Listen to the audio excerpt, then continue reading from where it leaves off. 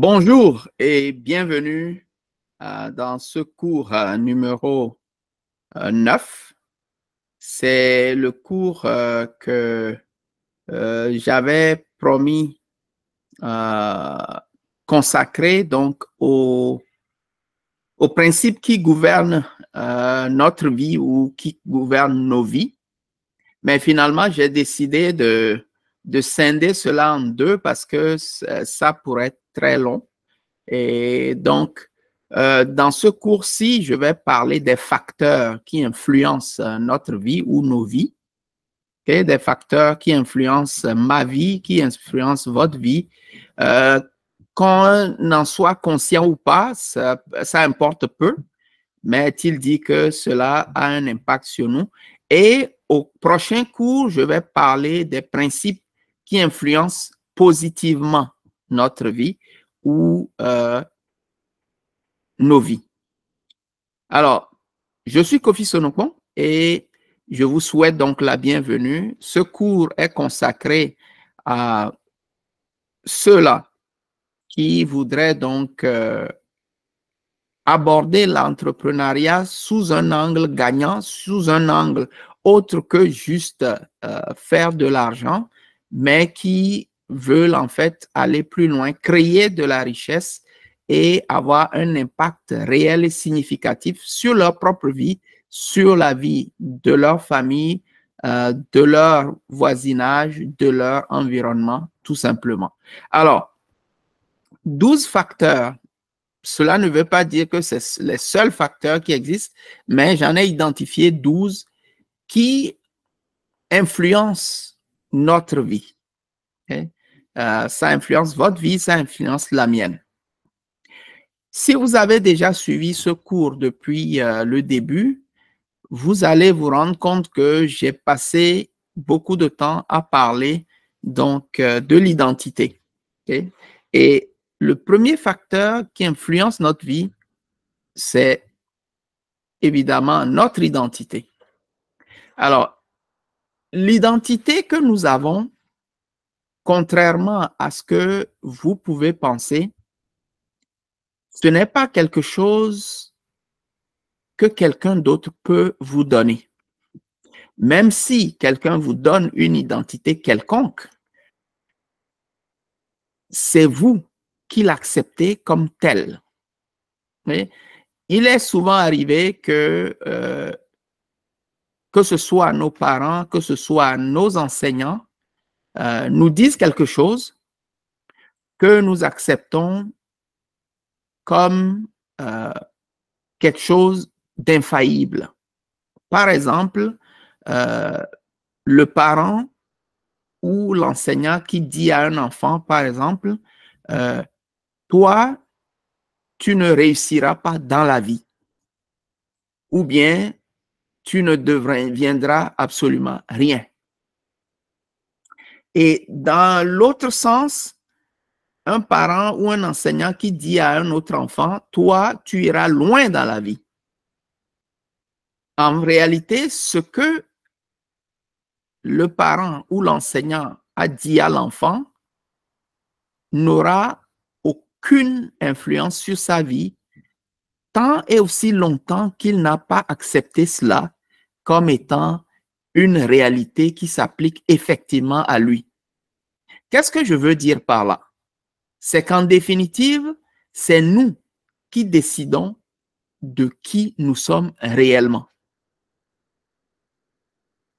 Pourquoi? Parce que déjà, si vous avez suivi le début de ce cours jusqu'à présent, vous avez certainement compris que en réalité, nous sommes avant tout un être spirituel. Nous sommes des êtres tridimensionnels, c'est-à-dire que nous avons la dimension spirituelle, qui est la dimension la plus élevée, qui est au-dessus. Nous avons ensuite la dimension émotionnelle, c'est-à-dire la dimension de l'âme, et nous avons la dimension physique. Mais la dimension qui trône au-dessus des deux autres, c'est la dimension spirituelle. Et dans cette dimension-là, nous ressemblons ni plus ni moins, à notre Créateur, tout-puissant, omniscient, omniprésent, ainsi de suite. Alors, toute identité qui nous est donnée, pour que cela ait un effet sur nous, il faut que nous l'ayons acceptée. Qu'est-ce que cela veut dire? Cela veut dire qu'en réalité, nous pouvons nous-mêmes choisir notre identité. Et cela a absolument un effet sur nous. Donc, si nous pensons que nous sommes quelqu'un qui absolument est destiné à réussir dans la vie, il y a 99,99% de chances qu'effectivement, nous réussissions dans la vie. Mais si nous considérons que nous n'avons aucune chance de réussir, il y a 99,99% de chances que nous ne réussissions pas. L'identité que nous nous donnons et que nous acceptons comme telle a plus d'effet que tout ce que quelqu'un puisse nous donner. En me référant un peu à la Bible, il y a eu des personnages dans les Écritures à qui Dieu a changé de nom. Par exemple, Abraham. Abraham ne s'appelait pas Abraham au début, il s'appelait Abram, qui voulait dire Père élevé. Mais remarquez qu'il n'avait pas d'enfant, sa femme ne pouvait pas concevoir. Sa femme s'appelait Saraï, pas Sarah, elle s'appelait Saraï au début. Mais lorsque le Créateur leur a fait la promesse qu'ils auront des enfants et que Abraham ne sera plus Abraham, mais plutôt deviendra Abraham, c'est-à-dire le père d'une multitude de nations, il fallait que son identité change. Et cela a donc donné lieu à son changement de nom. Et ce nom-là, il a vécu et a produit le fruit ou les fruits qui sont conformes à cela. Il a pu donc donner un enfant venant de lui-même à travers Sarah, à qui la promesse avait été faite dans ce sens-là. Alors, comme j'ai toujours dit, mon intention ici, ce n'est pas d'aller sur un terrain religieux, mais je veux prendre des exemples sur la base des Saintes Écritures pour pouvoir démontrer un certain nombre de choses. Donc, il en a été de même pour Jacob. Jacob, dont le nom voulait dire supplanteur ou tricheur, tout simplement, lorsqu'il a fait l'expérience de rencontrer le divin, son nom également a été changé et cela a été donc ponctué ou confirmé par un changement de nom, c'est-à-dire il est devenu Israël, c'est-à-dire celui qui lutte avec Dieu et qui gagne. Ouais. Et ça change entièrement tout. Ça a tout changé dans sa vie. Il en est de même pour nous. Nous avons cette capacité de changer même notre nom pour refléter l'identité que nous nous donnons. Vous n'avez pas besoin d'attendre que quelqu'un le fasse pour vous. Vous pouvez le faire vous-même. Vous vous donnez une identité et cette identité devient la réalité qui influence votre vie. Dans un cours prochain, je parlerai en fait de comment se donner une identité gagnante, hein, une identité positive et gagnante. Donc, je vous donne rendez-vous dans quelques semaines pour cela. Donc, ici, j'ai pris un peu de temps pour m'attarder là-dessus, pour dire que notre identité est une identité que nous pouvons nous donner et cela a un impact certain sur notre vie. Je vais vous raconter une histoire que j'ai apprise. Il y a deux jumeaux dont le père était un soulard et qui ont eu deux parcours complètement différents et opposés. L'un est devenu une réussite phénoménale et l'autre est devenu un échec patent. Et celui qui a échoué d'ailleurs a été emprisonné et on leur a posé plus tard des questions. On leur a posé exactement la même question. À l'un, on a demandé « Comment expliques-tu ta réussite fulgurante ?» Et à l'autre, on lui a posé la question « Comment se fait-il que tu as échoué lamentablement ?» Chose curieuse, les deux ont donné la même réponse. Ils ont répondu par une question. Celui qui a réussi a dit, si votre père était un soulard, que seriez-vous devenu? Et son frère jumeau, qui a lamentablement échoué, a donné exactement la même réponse en posant la même question. Si votre père était un soulard, que seriez-vous devenu? En réalité, le parcours des deux personnes s'est basé sur l'identité qu'ils se sont donnée par rapport, en fait, à leur père. L'un s'est dit, je suis fils de soulard, je ne veux pas devenir comme mon père, donc je me donne l'identité d'un gagnant et je veux tout faire pour ne pas lui ressembler.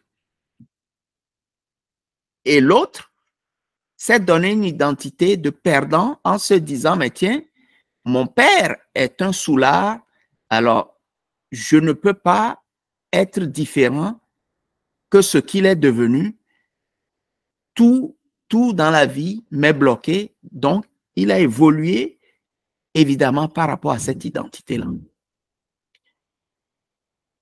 Donc c'est pour dire que nous avons vraiment le choix de l'identité que nous voulons nous donner, et c'est extrêmement important parce que cela a une influence certaine sur notre vie. Je vais continuer.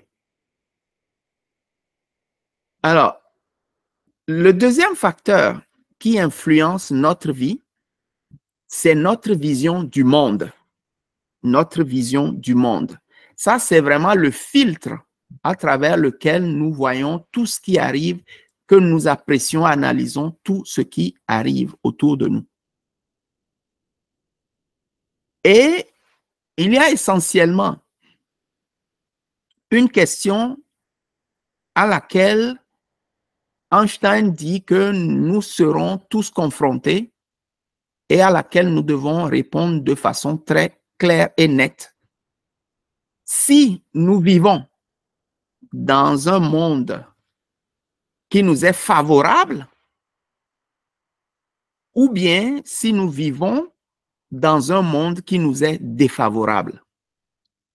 Ça, c'est également un choix que nous sommes obligés de faire. En fait, nous le faisons ce choix-là de façon inconsciente, généralement. Alors, ceux-là qui sont convaincus, par exemple, que le monde dans lequel nous vivons a été créé et que tout existe pour un but précis et qui vont même au-delà pour penser que leur existence n'est pas le fruit d'un hasard quelconque, mais plutôt qui sont en mission sur cette terre pour l'accomplir. Évidemment, ils vont regarder le monde en se disant qu'ils vivent dans un monde favorable parce que tout a été arrangé pour qu'ils réussissent. Mais par contre, ceux qui pensent que la vie est un combat qu'il faut combattre pour vaincre et vaincre pour vivre, ils vont trouver qu'ils vivent dans un monde qui leur est hostile et que ceux qui vivent, ce sont les plus forts. Alors, ils vont avoir tendance à penser que pour que eux ils réussissent, il faut que les gens autour d'eux perdent. C'est vraiment la mentalité du perdant-perdant ou du gagnant-perdant, contrairement à l'autre vision du monde qui est plutôt la mentalité du gagnant-gagnant. C'est-à-dire que ma réussite n'empêche pas la réussite d'un autre et la réussite d'un autre n'empêche pas ma réussite parce que chacun d'entre nous a une mission bien spécifique et on ne peut pas empiéter sur la mission de l'un ou de l'autre, ou des uns ou des autres. Par contre, l'autre vision du monde, c'est que nous sommes en compétition. Et pour gagner, il faut écraser tout le monde. Évidemment, la façon dont la vie est vécue, les choses qui nous arrivent vont être complètement différentes de la vision que nous avons adoptée. Okay? Le paradigme que nous avons adopté définit ou influence la vie que nous vivons.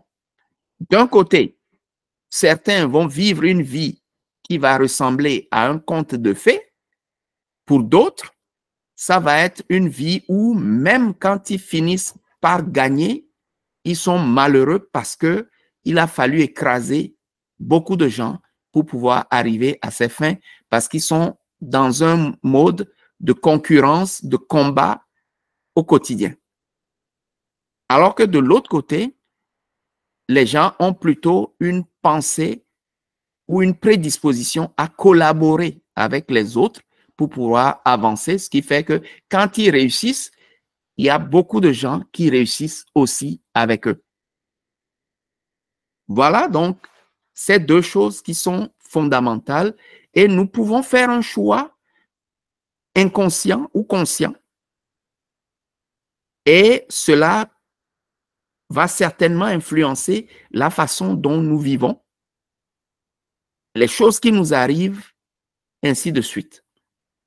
Que nous soyons conscients de cela ou pas, ça importe peu, c'est un facteur qui influence notre vie. Et si nous en sommes maintenant conscients, nous pouvons choisir en fait la vision qui pourrait nous rendre la vie beaucoup plus facile. Numéro 3, le facteur numéro 3, ce sont nos croyances. Alors, une croyance, c'est quoi?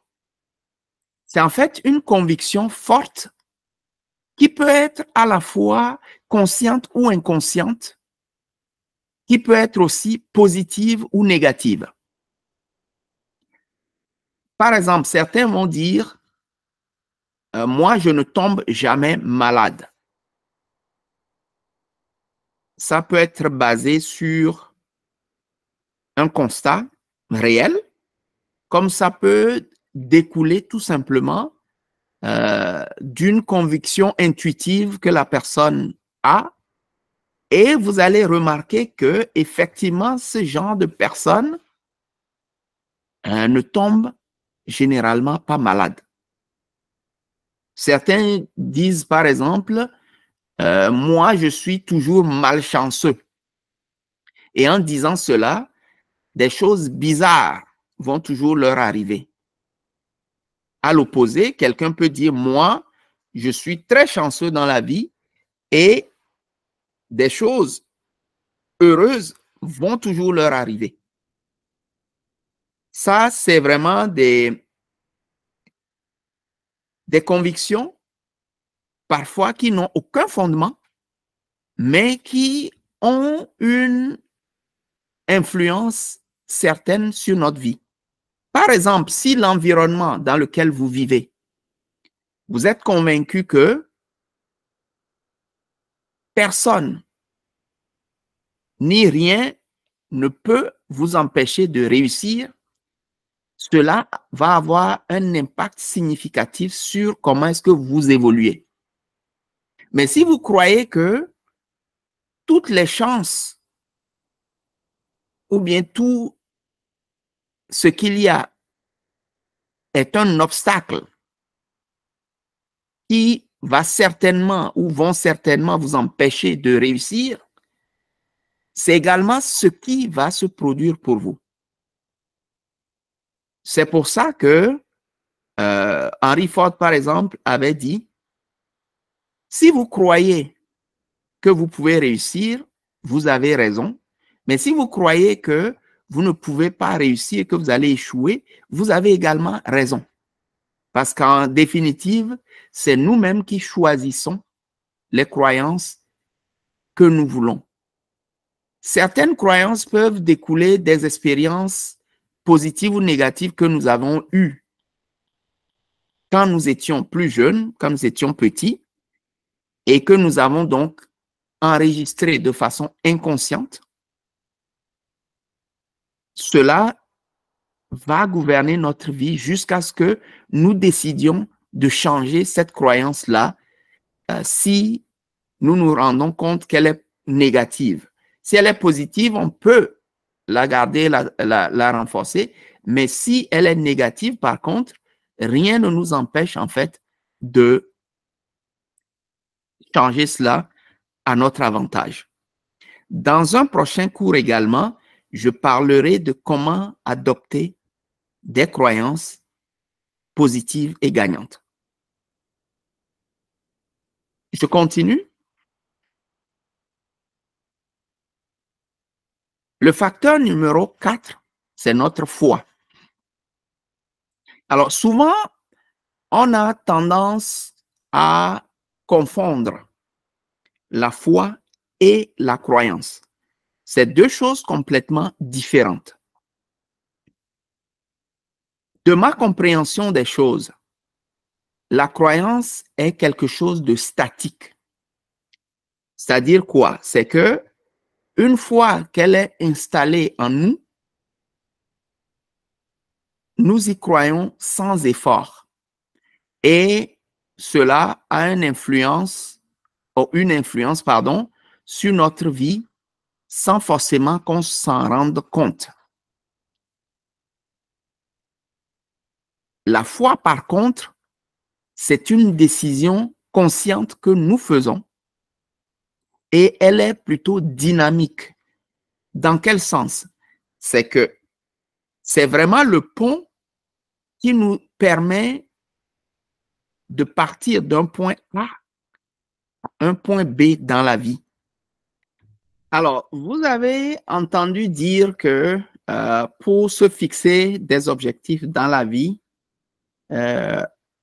il faut adopter donc l'approche SMART.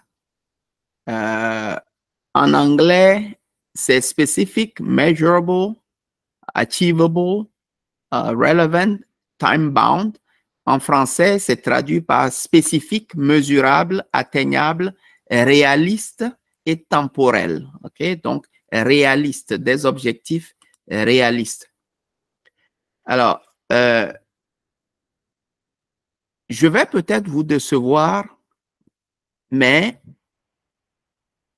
les objectifs SMART, ce n'est pas ça qui fait avancer le monde. Si vous voulez faire des sauts de puce, ouais, c'est-à-dire ne pas aller très loin, ou bien que vous n'avez pas d'ambition, adoptez la méthode SMART.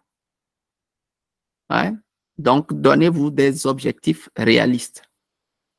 Mais si vous voulez véritablement vivre votre plein potentiel et atteindre des objectifs qui sont poussés ou propulsés par une grande ambition, vous avez besoin de la foi. Parce que la foi ne rime pas avec le réalisme. En réalité, votre potentiel, hein, le potentiel que vous avez en tant qu'être humain n'a rien à voir avec le réalisme. Le réalisme, c'est quoi? C'est ce qui est lié à la réalité. Mais la foi, en fait, vous permet de réaliser ce qui, selon la conception du commun des mortels est irréaliste. C'est-à-dire quoi? C'est que vous avez une confiance absolue. Je répète, la foi, c'est une confiance absolue. Oui, une confiance absolue, une conviction absolue du fait que vous avez décidé d'atteindre un objectif que beaucoup de gens peuvent considérer irréaliste, mais que vous, vous êtes convaincu de façon absolue, sans aucun doute, que vous méritez d'atteindre cet objectif-là, d'accomplir cette chose, ce rêve fou-là. Pourquoi? Parce que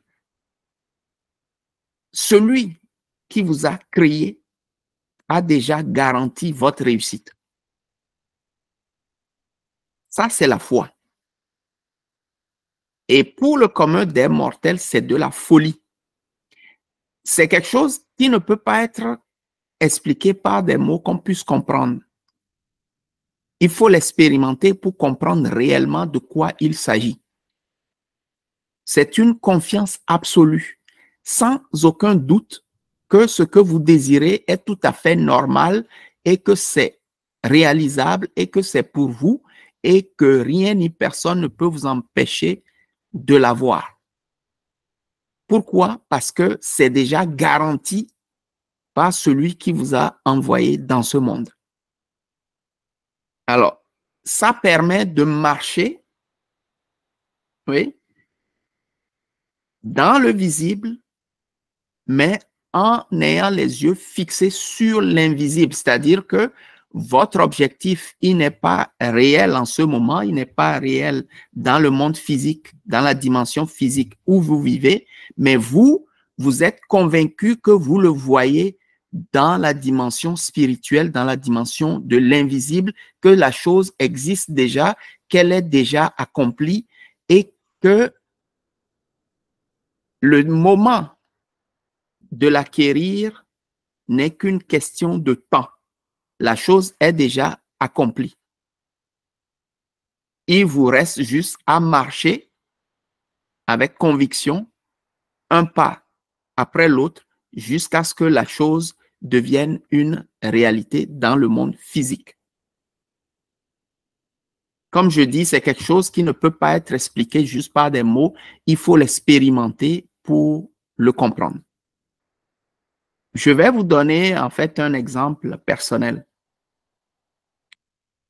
Moi qui vous parle en ce moment ici, je n'ai pas eu en fait des parents très riches. Je n'ai pas eu non plus à avoir des relations qui m'auraient poussé à arriver là où je suis arrivé aujourd'hui dans ma vie, dans mon parcours. Par exemple, j'ai perdu mon père déjà à l'âge de 12 ans, ma mère à l'âge de 21 ans, lorsque j'étais encore à l'université. Mais lorsque j'ai décidé, par exemple, de participer à un concours lancé par la multinationale Air Afrique, j'avais dit, dès le soir-là où j'ai vu l'annonce, j'avais dit à mes cousins, à mes amis qui étaient là, que même si c'est une seule personne qu'on choisissait dans mon pays, le Togo, que ce serait moi. Ça, c'était bien avant d'aller déposer le dossier, mon dossier de candidature. C'est ce que j'avais déclaré et à partir de ce moment-là, j'étais convaincu que si on prenait plusieurs personnes au Togo, je serais le premier. Et si on prenait seulement une seule personne au Togo, je serais le seul candidat à être choisi. Pourquoi? Parce que je considérais ce concours-là comme étant la réponse aux prières que je faisais depuis longtemps. Et c'est dans cet état d'esprit-là, d'une certitude absolue, que je suis rentré dans ce concours. À la première étape, on était 64 à passer le concours au Togo. À la deuxième étape, on était 14. Je faisais partie des 14. Mais je n'étais pas le premier des 14, j'étais 7e. Au lieu de me dire que, ben tiens, ce que j'avais déclaré ne se réalisait pas, j'ai considéré mon 7e rang sur les 14 comme étant en fait la confirmation que à l'issue du concours que j'allais être le premier. Ensuite, on a continué, on a fait plusieurs étapes et aux étapes intermédiaires, on ne savait plus qu'est-ce qui se passait, mais au finish, on a été 3 sur les 14 à être retenus et j'étais le premier. Pourquoi? C'est grâce à la foi que j'avais, cette certitude absolue que j'avais que, quel que soit ce qui arrivait, je finirais en premier. Ce n'est pas parce que j'étais le plus intelligent, non, absolument pas. Au moment où je passais ce concours-là, j'avais déjà quitté l'école des ingénieurs où j'étais, où j'ai fait donc le tronc commun la première année pour aller étudier l'anglais. Et j'étais le seul, c'est-à-dire le phénomène curieux, la curiosité des 64, parce que les 63 autres qui ont participé au concours étaient tous soit en faculté de mathématiques ou bien en faculté de physique. Moi, j'étais dans la faculté des lettres et sciences humaines en train d'étudier l'anglais pour pouvoir chercher une bourse étrangère pour aller étudier à l'étranger. Donc, j'étais vraiment comme l'intrus dans le groupe. Mais il s'est fait que c'est moi qui ai fini en premier, pas parce que j'étais le plus intelligent, je n'étais pas non plus le plus jeune, parce que les gens avec qui j'avais fait le concours étaient pour la plupart beaucoup plus jeunes que moi, d'au moins 2 ou 3 ans. Donc, c'est la foi que j'avais. Et à l'issue donc de la deuxième étape où on avait 14 et on savait qui était donc qui, celui qui avait fini premier à cette deuxième étape-là, il était certain qu'il finirait premier à la fin également. Mais moi, quand je le regardais, je me disais au fond de moi-même, je lui disais de façon silencieuse, mon gars, tu ne sais pas ce qui va t'arriver, c'est moi qui vais finir premier. Donc, ma foi a fait toute une différence dans cette affaire-là. Ensuite, on est allé à faire notre formation à Air Afrique au Sénégal, à Dakar, au Sénégal. Et pour des raisons dans lesquelles je ne veux pas en fait entrer en détail, peut-être une autre fois, j'aurai à vous raconter cette histoire-là. J'ai décidé de venir faire mes études au Canada. Je n'avais pas les moyens de m'offrir ces études-là que je suis venu faire au Canada. Mieux ou même pire, j'étais endetté auprès de ma banque. Je n'avais pas les 25 000 $ américains qui étaient nécessaires pour payer les frais de scolarité. Pire encore, la compagnie Air Afrique aurait pu me subventionner, mais elle a refusé de le faire. Je n'avais même pas 1 000 $, l'équivalent de 1 000 $ américains à investir dans cette formation-là. Mais j'avais la conviction forte que c'est ce qu'il fallait que je fasse et que j'allais l'avoir, quel que soit ce qui arrive. Et j'ai fait donc les démarches sans avoir les moyens de pouvoir donc m'offrir ces études-là. J'ai pu m'inscrire même pour prouver que j'avais suffisamment de moyens pour obtenir mon visa. Je n'avais pas les moyens de le prouver. Les moyens financiers, je n'en avais pas. Mais j'ai eu mon visa. J'ai obtenu mon visa parce qu'il y a des portes qui se sont ouvertes parce que j'étais certain que c'était l'opportunité d'une vie pour moi que je ne pouvais pas rater. Et donc, des portes inattendues se sont ouvertes pour moi. Ensuite, je suis venu à Montréal pour étudier donc à l'Université Concordia, faire mon MBA en gestion du transport aérien. Quand je suis venu, je n'avais pas les moyens parce qu'il me restait, en moins d'une semaine après mon arrivée, il me restait 1 000 $ en poche. Je devais faire un programme de 13 mois, ne sachant pas d'où viendraient les ressources financières pour que je termine mes études. Mais j'étais convaincu que quel que soit ce qui arrive, que j'allais finir le programme. Ça, c'est une autre histoire que je vous raconterai probablement une autre fois.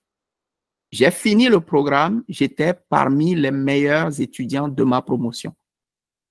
Pourquoi? Parce que j'avais cette certitude absolue que, quel que soit ce qu'il arrive, j'allais finir le programme et j'allais le finir brillamment. Comment? C'était pas mon problème. Je savais que, quel que soit alpha, les besoins seraient comblés. Et effectivement, c'est ce qui s'est passé. Donc, c'est des choses que j'ai expérimentées. Il y a beaucoup de choses que je peux vous raconter pour expliquer ceci, mais c'est vraiment vous. C'est vraiment vous, votre propre expérience qui pourra vous permettre de comprendre ce dont je parle ici. C'est quelque chose de vraiment dynamique, la foi, qui vous enlève de la réalité dans laquelle vous êtes pour vous amener sur un autre plan, sur une autre dimension complètement différente de ce que vous vivez au quotidien. Et ça, si je devais suivre la méthode SMART, c'est clair que je n'aurais jamais fait le parcours que j'ai fait. Donc, en matière de foi, j'ai cette expérience-là et j'ai cette assurance sans l'ombre d'un doute de me tromper, que je sais de quoi je suis en train de vous parler maintenant. C'est ça qui vous amène vers votre plein potentiel. Il est très dynamique. Malheureusement, il y a le contraire de la foi qui est la peur. Et la peur produit l'effet contraire. Malheureusement, nous, les êtres humains, nous sommes beaucoup plus susceptibles de nous laisser guider par la peur plutôt que par la foi. Donc, la foi a une influence positive sur notre vie, mais malheureusement, la peur a une influence négative sur notre vie. Okay? Je vais continuer par le point suivant. Alors, nos pensées. Okay? Ça, c'est le 5e facteur qui influence nos vies, c'est nos pensées. Nous pouvons avoir des pensées positives comme nous pouvons avoir des pensées négatives. Plus de pensées positives nous avons, cela rendra notre vie positive. Les expériences que nous allons faire vont être beaucoup plus positives que si nous passons plus de temps à avoir des pensées négatives. Dans une autre leçon, je vous parlerai de pourquoi, en fait, c'est comme ça. Parce qu'en fait, les pensées, ce ne sont pas des choses que notre cerveau génère, non.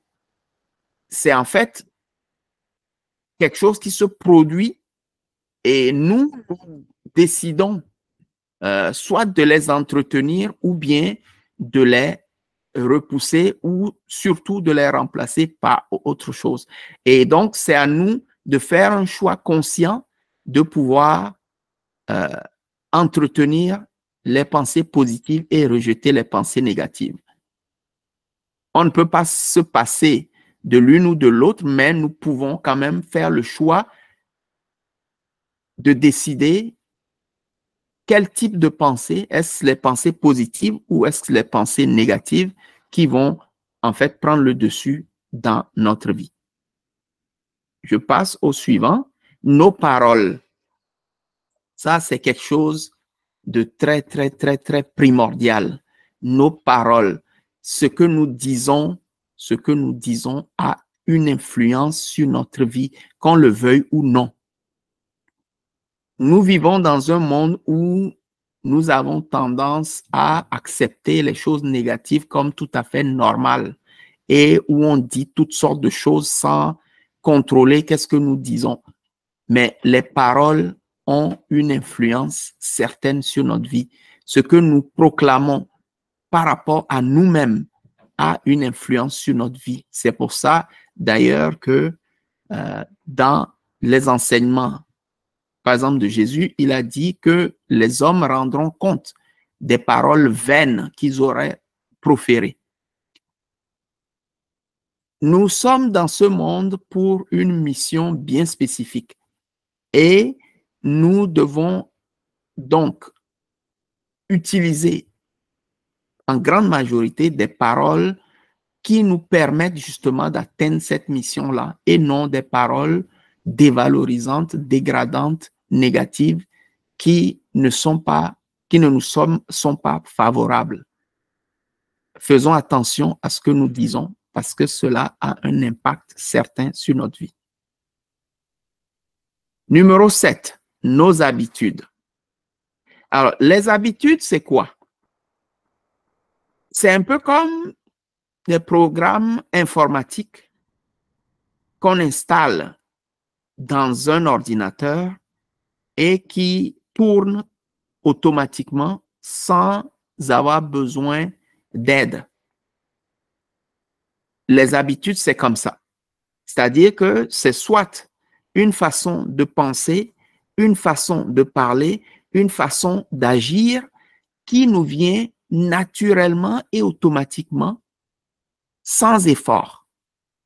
Malheureusement, les mauvaises habitudes ont tendance à s'installer très, très, très facilement, mais les bonnes habitudes, il faut que nous fassions violence pour pouvoir les adopter. Et finalement, la façon dont nous vivons au quotidien est beaucoup plus influencée par les habitudes que nous avons qu'autre chose.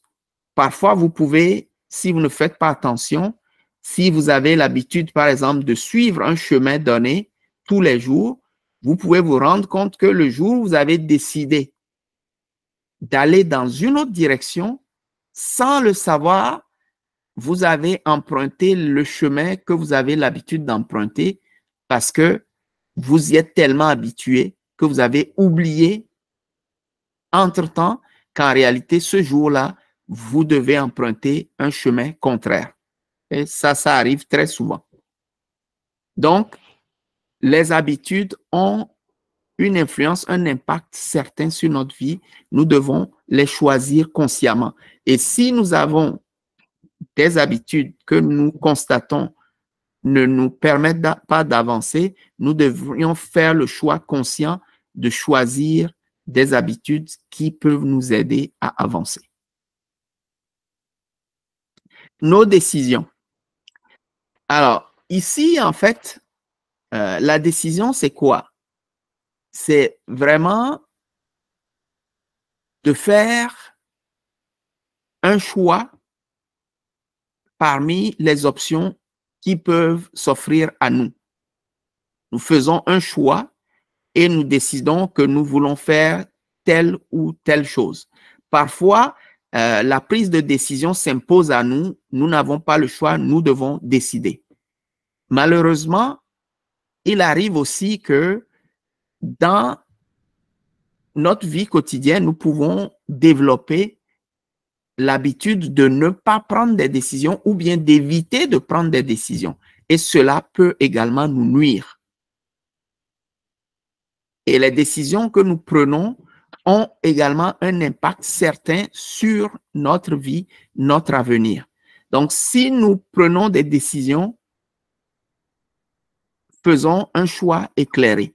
Mais comme on dit souvent, mieux vaut prendre une décision négative que de ne pas en prendre du tout. Pourquoi? C'est parce que nous avons toujours la possibilité de corriger nos décisions si nous nous rendons compte que nous nous sommes trompés en prenant une décision donnée.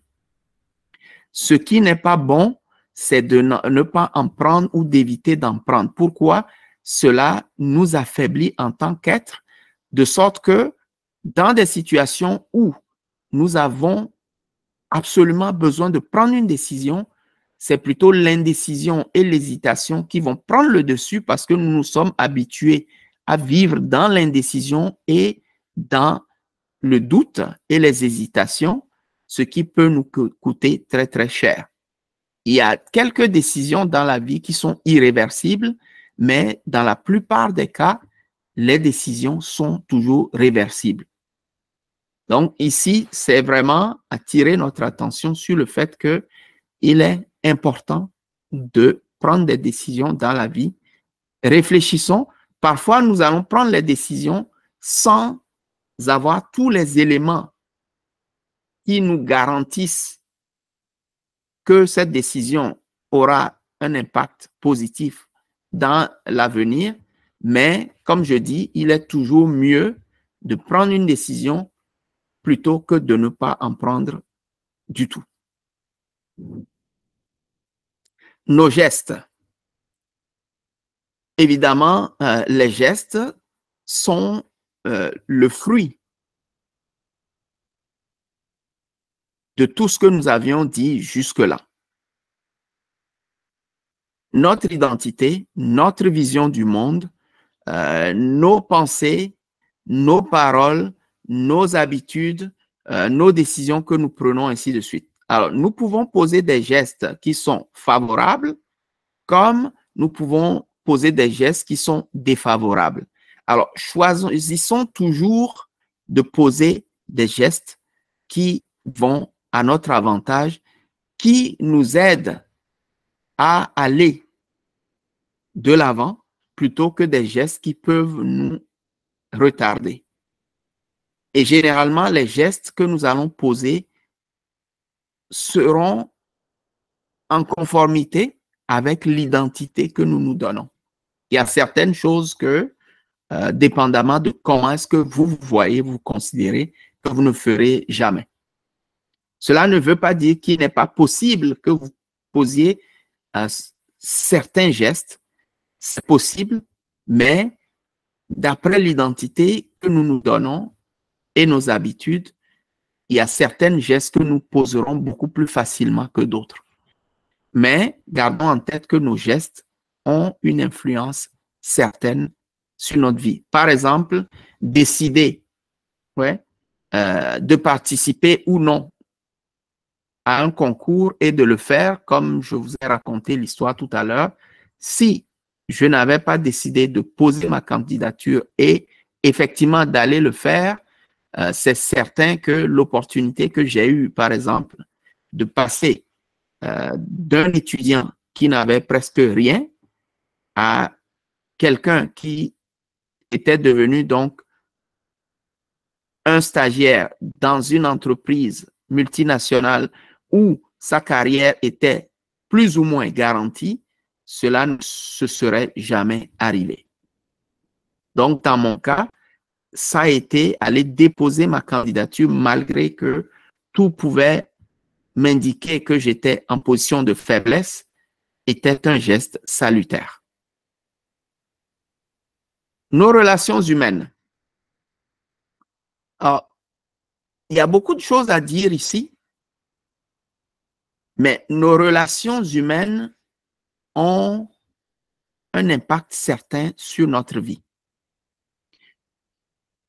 Ici, ce n'est pas connaître des grandes personnalités qui peuvent vous aider. Non, ce n'est pas ça. C'est en fait comment est-ce que vous traiter avec toutes les personnes que vous rencontrez dans votre vie. Que ce soit des enfants, que ce soit des personnes âgées, que ce soit des adultes, des hommes ou des femmes, la relation que nous avons vis-à-vis de nos prochains a un impact certain sur notre vie. Dans mon cas, à moi, les gens qui m'ont le plus aidé dans la vie, ce n'étaient pas des gens haut placés. Parce que dans certains cas même, je peux vous dire que j'ai eu à solliciter des gens haut placés qui m'ont clairement dit qu'ils n'étaient pas en mesure de m'aider. Mais qu'à cela ne tienne, des gens que je n'aurais peut-être pas considérés ont joué un rôle important dans mon avancement, dans ma carrière professionnelle, ainsi de suite. Donc, ne négligeons personne. Ne pensons pas que telle personne, bon, je la considère pas, des trucs comme ça, c'est une grave erreur. J'ai beaucoup d'exemples à donner, mais je veux que ce cours soit un peu court. J'aurai l'occasion de revenir sur ce point et de vous donner de plus amples exemples en ce qui me concerne. Par exemple, une fillette de mon quartier, de toutes les conférences que j'ai eu à donner dans les écoles, celle que j'ai donnée dans une école primaire, c'était sur la recommandation d'une fillette de mon quartier qui a dit à son enseignant, est-ce que vous pouvez inviter monsieur un tel à venir nous parler? Cela n'aurait jamais pu se produire si cette fillette qui avait à peu près 9 ou 10 ans ne m'avait pas recommandé à son enseignant. Donc, il y a beaucoup de choses. Okay? Il y a beaucoup de choses à dire à ce sujet-là. Mais ce qui est important, c'est de savoir que dans la vie, nos efforts comptent, notre foi compte, mais nos relations avec les autres ont une importance capitale. Les gens que nous choisissons de fréquenter également ont une importance capitale dans notre vie. Si nous passons du temps avec des gens négatifs, c'est clair que cela aura un impact sur notre vie. Si nous passons du temps également avec des gens positifs, cela aura également un impact certain sur notre vie. Donc ça, c'est très important. Ensuite, en facteur numéro 11, notre lien par rapport au temps. Alors, ici, il faut souligner que nous avons tous, grands ou petits, riches ou pauvres, forts ou faibles, hommes ou femmes, nous avons tous 24 heures en une journée. Donc, il ne nous est pas possible de gérer le temps parce que nous n'avons pas le contrôle sur le temps. Par contre, nous pouvons avoir un lien par rapport au temps qui nous permette de pouvoir nous en servir pour atteindre nos objectifs. Et ici, on a beau avoir des ambitions, on a beau vouloir créer de la richesse en tant qu'entrepreneur ou avancer dans sa carrière ou réaliser des choses, si nous ne développons pas un lien sain par rapport au temps, c'est sûr que cela aura un impact négatif sur notre vie. Mais par contre, si nous savons développer un lien positif avec le temps, nous pouvons avancer dans la vie. J'aurai l'occasion de revenir sur ce thème, en fait, sur la notion du temps, dans le 3e module de cette formation, de ce défi entrepreneuriat Mercury. Donc, pour l'instant, je m'arrête là. Ensuite, notre lien par rapport à l'argent. Alors, l'argent, c'est un concept qui a été inventé de toutes pièces pour favoriser les échanges entre les personnes et les personnes et les entités, par exemple les entreprises ou les organisations. Alors, le lien que nous avons par rapport à l'argent également a une influence certaine sur notre vie. Si nous pensons que l'argent, c'est quelque chose qu'il faut gagner en piétinant les autres, notre vie va être à la fin misérable. Mais si nous pensons que l'argent, c'est quelque chose que nous pouvons gagner facilement en servant les autres, cela aura un impact positif sur notre vie. Si nous pensons que l'objectif ultime de notre vie, c'est de gagner beaucoup d'argent, comme certains peuvent dire, je veux devenir riche, et que la finalité, c'est de devenir riche, sans savoir pourquoi ils veulent devenir riches, cela aura un impact parce que l'accumulation de l'argent pour de l'argent a toujours eu un impact négatif sur la vie des gens. Les gens en amassent, ils en amassent, ils en amassent, et lorsqu'ils arrivent à un point, ils se rendent compte que leur vie a été que vanité. Par contre, ceux-là qui ont des objectifs dans la vie et qui utilisent l'argent comme un moyen pour y arriver, ces gens-là ont une autre relation, un autre rapport par rapport à l'argent. Et cela leur donne non seulement la possibilité de réaliser leur rêve, qui va donc au-delà de la simple accumulation de l'argent, et ils vivent donc une vie beaucoup plus intéressante, beaucoup plus équilibrée par rapport donc à l'argent et tout ce qui peut aller avec. Alors, voilà en fait les 12 facteurs qui influencent notre vie, votre vie et la mienne. Et ici, donc, c'est le tableau final. Il s'agit de notre identité, notre vision du monde, de nos croyances, de notre foi, nos pensées, nos paroles, nos habitudes, nos décisions, nos gestes, nos relations humaines, notre rapport au temps et notre rapport à l'argent. Comme j'ai dit, il y a plusieurs facteurs, mais les 12 facteurs dont j'ai voulu parler, les voici. Mais avant de se séparer, j'ai une question pour vous. De ces 12 facteurs-là, comment est-ce que vous vous positionnez? Est-ce que pour chacun des facteurs, vous avez un rapport positif ou bien un rapport négatif? Ça, c'est à vous. Prenez le temps, pensez-y et évidemment, au fur et à mesure que nous allons avancer, les choses deviendront de plus en plus claires et vous aurez également, comme je l'ai dit, des cours spécifiques, par exemple, où nous allons apprendre comment nous donner une identité positive et gagnante, comment, par exemple, adopter des croyances positives et avantageuses, ainsi de suite. Donc, je vous laisse là-dessus.